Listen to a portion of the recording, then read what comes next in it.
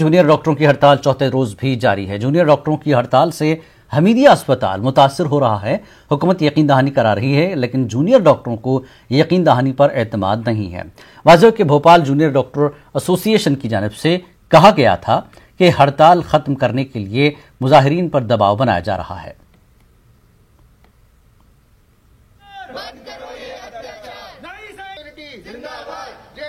ये हमारा जो आंदोलन है इसका आज चौथा दिन है, परंतु आज भी सरकार की तरफ से जो रवैया है वो पहले दिन के मुताबिक ही है। अभी तक सरकार की तरफ से ऐसा कोई कदम नहीं उठाया गया है, ना ही ऐसी कोई पहल की गई है कि सरकार हमसे बात करना चाहती है। माननीय मुख्यमंत्री जी से हमारी अभी भी गुहार है कि हमारे पास आएँ, हमसे बातें करें। माननीय विश्वास सारंग जी से हमारी गुहार है कि हमसे आएँ और हमसे बातें करें, हमारी मांगों का किसी न किसी तरीके से निराकरण करें।